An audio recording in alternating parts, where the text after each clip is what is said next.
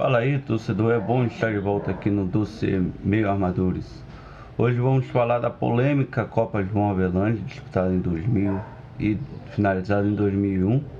Embora esse vídeo não seja uma continuação do vídeo dos rebaixamentos do Fluminense, te convido a você assistir os vídeos, o dossiê que saiu do Fluminense na última semana, que você vai ajudar você a entender melhor o que era essa confusão nos anos 90 do Campeonato Brasileiro.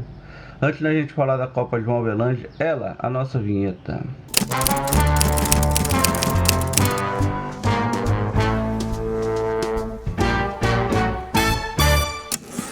Em 1999, o Botafogo teria sido rebaixado no Campeonato Brasileiro, que era disputado por médias de pontos no ano de 98 e 99. Então o Botafogo seria rebaixado. Mas como o São Paulo Futebol Clube tinha um jogador naquelas condições irregulares chamado Sandro Hiroshi, o Botafogo acabou entrando na justiça para reaver os pontos daquela partida e conseguiu. Com isso, o rebaixado seria então o Gama, que entrou também na justiça para não ser rebaixado e não alterar o resultado de campo. Como o Gama tinha uma forte força política nos bastidores, visto o deputado Aldo Rebelo, o Gama acabou impetrando uma ação que travou todo o Campeonato Brasileiro do ano de 2000. A CBF, às vésperas de começar o Campeonato Brasileiro, então admitiu que não teria condições de organizar o Campeonato Brasileiro, visto de tantas liminares que vinham sendo expedidas de um lado e de outro. Coube ao Clube dos 13, organizado pelas 13 equipes mais fortes do Campeonato Brasileiro, a organização do Campeonato Brasileiro de 2000. Logo veio a primeira escolha, o Campeonato Brasileiro de 2000, que chamaria Copa João Avelange. E não haveria rebaixamento, primeira, segunda, terceira ou quarta divisão. Todos estariam na mesma divisão, apenas divididos por módulos. Os clubes mais fortes estariam no módulo azul, os clubes intermediários estariam no módulo amarelo e os demais clubes estariam no módulo verde e branco. E aí começa a primeira polêmica. O Fluminense, que havia sido campeão da Série C em 99, tomou um elevador direto para o módulo azul, que embora não houvesse um critério de rebaixamento, mas no módulo azul estavam as principais equipes do Brasil, como Vasco, Cruzeiro, Atlético Mineiro, América Mineiro, e então o Fluminense foi incorporado. No módulo amarelo, alguns times também saíram de divisões regionais para ir para uma possível Série B, que poderemos chamar assim, como Paysandu, o Bangu e demais clubes que tinham força nos bastidores políticos. Sem dúvidas, a Copa João Avelange de 2000 seria a Copa mais inchada de todos os tempos e acabou juntando 113 clubes. Vamos falar agora que foi a surpresa daquele campeonato, que foi a equipe do Cruzeiro. O Cruzeiro, que era tido como a equipe mais forte, fez a melhor fase no módulo azul e se classificou para a segunda fase.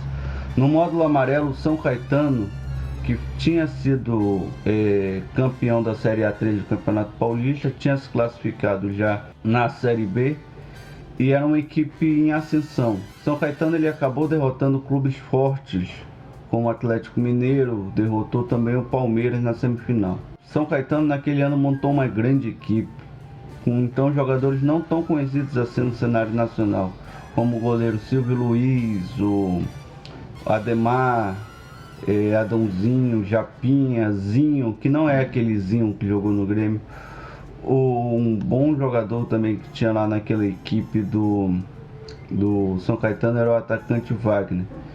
E assim o São Caetano foi avançando de fase, veio do módulo amarelo, se incorporou às equipes que se classificaram também no módulo azul e na semifinal eliminou se não a equipe mais forte daquela competição, uma das mais fortes nos últimos anos, que tinha sido o Palmeiras. Como o Anacleto Campanella não tinha capacidade à época de suportar um jogo daquela magnitude, os dois jogos acabaram sendo no Parque Antártico. Depois de um empate e uma vitória do São Caetano por 2-1 em pleno Parque Antártico, São Caetano jogaria a final do Campeonato Brasileiro. O Vasco, por sua vez, viveu os momentos dele de glória. Tinha uma equipe fantástica à época. Elton, Romário, Juninho Pernambucano, Juninho Paulista, Jorginho, Nasa, Odivan e Mauro Galvão, Felipe, Pedrinho, entre outros craques da época. Era sem dúvida o favorito na final contra o São Caetano. E aí chega então a esperada final. O Vasco empata o primeiro jogo em São Paulo e o segundo jogo seria no dia 30 de dezembro em São Januário. Mas devido a uma superlotação no estádio de São Januário, o Alambrado de São Januário acaba derrubando. E aí vem mais uma polêmica daquele campeonato. As duas equipes queriam ser declaradas campeões. Havia até um consenso que isso poderia acontecer.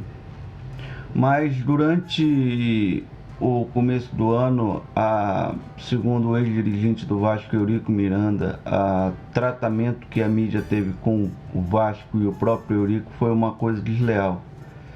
Então o Vasco optou, assim que acabou o contrato da Arce, uma marca de sabão em pó, o Vasco decidiu colocar o logo do SBT atrás, já que a Rede Globo tinha o direito de exclusividade da transmissão da Copa João Avelange.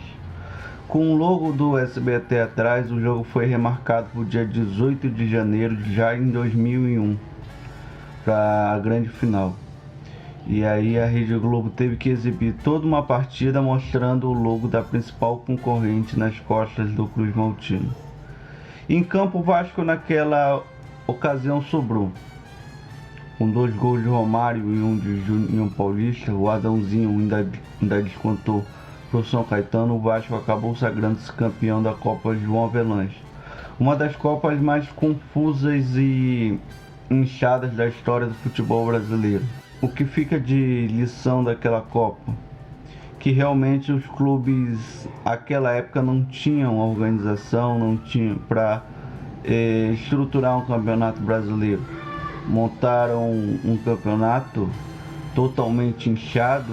Alguns clubes tiveram virada de mesa, o caso do Fluminense, do Paysandu, Bangu, América Mineiro, por terem força política no bastidores. Também ressalta-se que naquela ocasião Santos e Corinthians fizeram campanhas tenebrosas e, se houvesse rebaixamento, acabariam jogando a Série B do ano de 2001.